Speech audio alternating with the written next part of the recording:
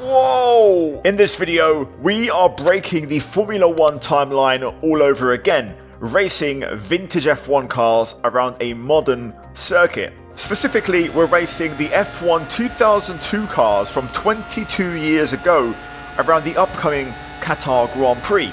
Now, we did this recently around Baku with the F1 2005 cars. I thought, why not do another video with this and kind of have a clash of generations and see exactly how it turns out. So here we go, let's go racing and let's see how this turns out. If you guys are going to enjoy the video, then leave a like. It massively helps out these videos in the algorithm and helps my channel out. Subscribe for more, comment down below what you want to see next as we go racing for 8 laps of Qatar with screaming V10 F1 cars. That's towards turn 1 then. Let's see, we're going to try and be a little bit cautious. We know about the AI, especially on at least opening laps. They can be a bit slow or a bit unpredictable or a bit chaotic, all of the above. P17 for now. Got Heinz-Harald Frentzen there and the Arrows, who of course we drove as in the F1 2002 remaster video a little while back. Just taking it cautious for now. The tyres are cold, so we're trying to get some tyre temperature as well as we get the switch back on Frentzen, who is a bit out of shape on the way out. We've got the two Saubers here, Massa in front, who was a rookie in 2002. And there's Heidfeld running it a bit wide. Thought about it, but again, not quite confident yet. Just having to readapt. There's so much less downfalls compared to the current beasts that we, are used to seeing and, driving in video games. Side by side with Massa, slight contact as he gets a bit loose. I'll put that on him. I was, leaving plenty of room on the outside, but I think he got a bit loose. Tyres not fully up to temp, maybe for some others. Again, we've got the Bridgestone, we've got the Michelin. So, different compounds. Everyone's seemingly, though, on mediums for this one. Onto the pit straight then. Look at this, getting a huge slipstream off Nick Heidfeld. And we breeze by. See you later, mate.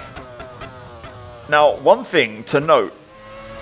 Obviously, the downforce, as I mentioned, is so different. There's just nowhere near the front end on these things you'd expect.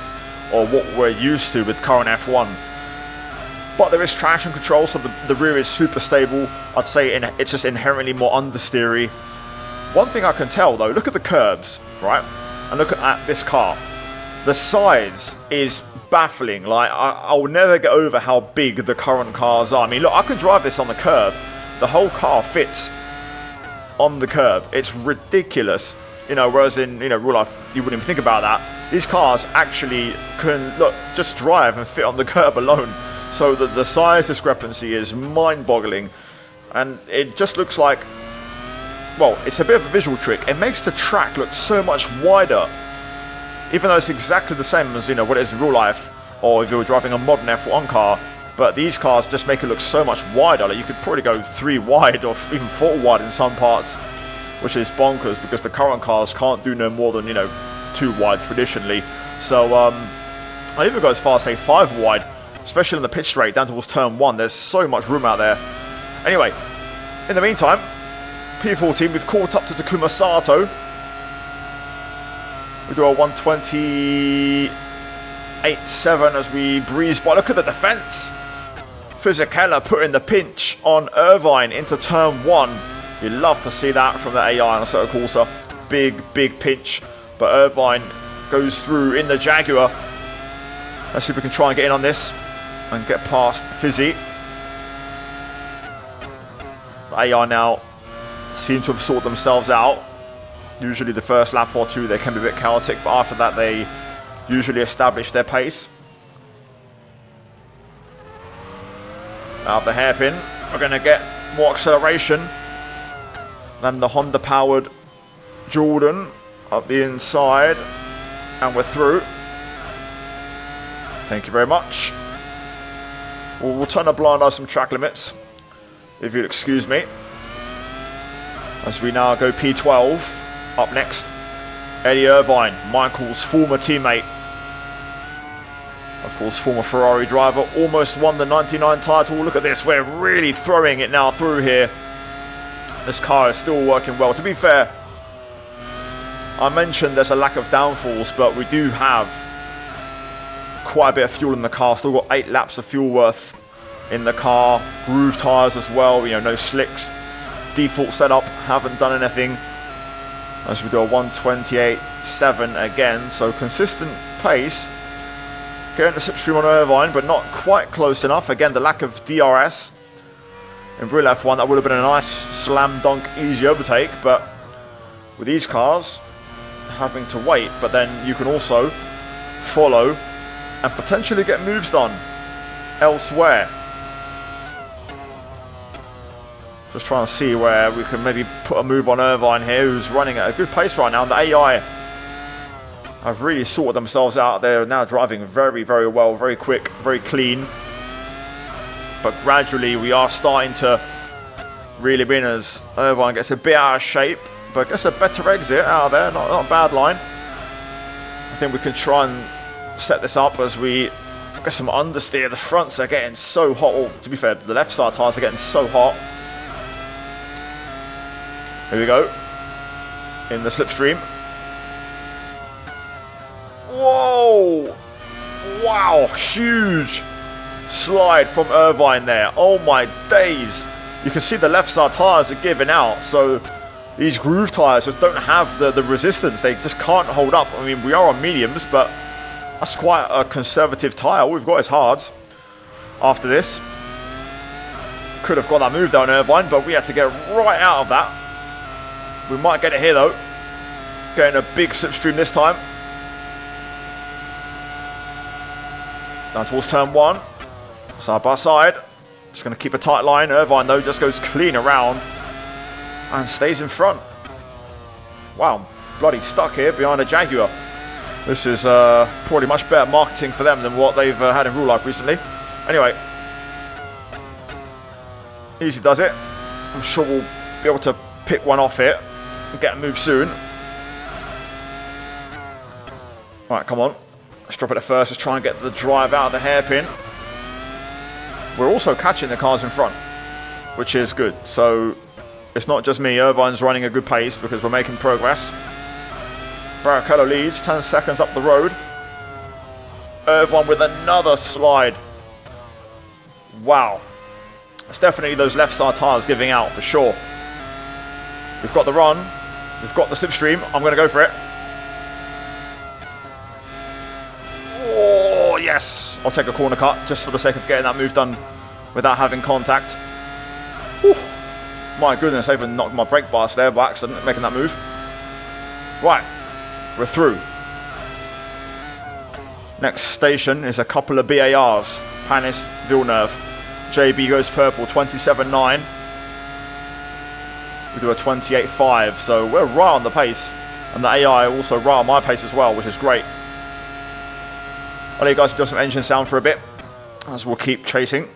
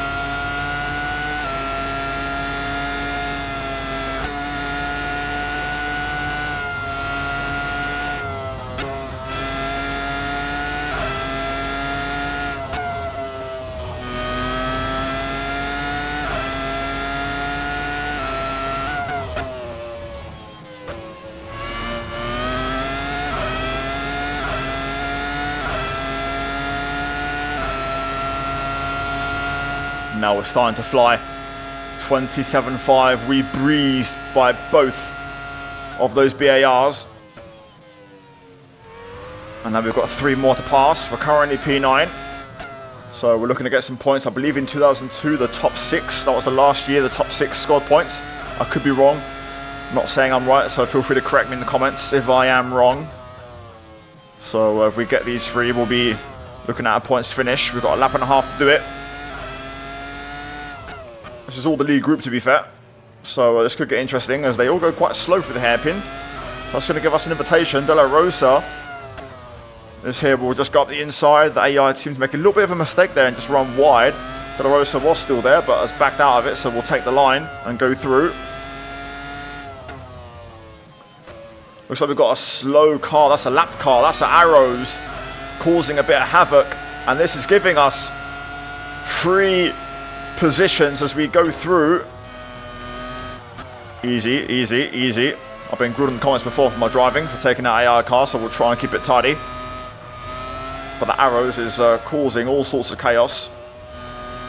And suddenly, we've been gift-wrapped a P5.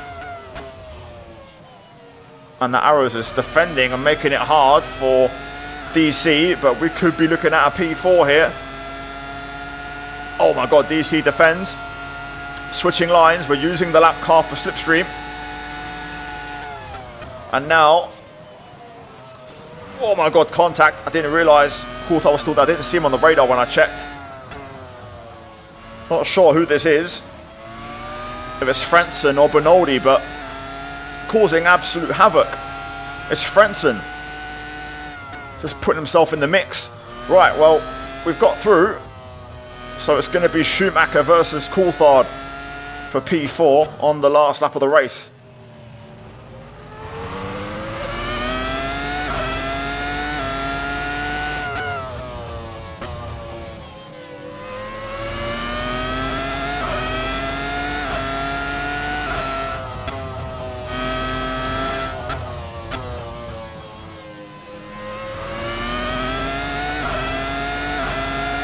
Here we go.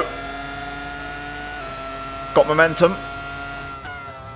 Up the inside, Coulthard's still there. Oh, had to get out of it. Try not to have contact. I think Coulthard's got a slight gap. He might just hang on to this. Oh, he's going to hang on. It's a short run to the line. It's not the new finish line. Rubens wins. And we get P5. Woo. Do you know what, right? I absolutely freaking love that one. That was awesome. Baku was actually decently good as well. Surprised me how fun that was. But I think this one actually topped it. I loved the lack of downfalls compared to what you normally have with current cars and having to make it work. And, you know, no DRS for the pitch straight, the super wide track for these narrow cars, the long, wide curbs. Obviously, the AL went perfect, but I'll tell you what, they were a lot better than I thought. And actually, we got a really good race out of that. So hopefully you guys really enjoyed it. If you did, smash the like button. Let's try and hit over 2,000 likes on this one. That's going to be the target for this video, guys. If you're going to hit that, I'd massively appreciate it. Subscribe for more. And as I mentioned before, in the top right, you're going to have the previous video of this around Baku linked up there as well. Also, the time I raced these cars around Austria in the kind of F1 2002 remaster. So go check those out. Anyway, guys, in the meantime, the mods will be linked down below for the car and the track. And massive shout out to the members for supporting the channel and the content. And I'll see you guys in the next one very, very soon.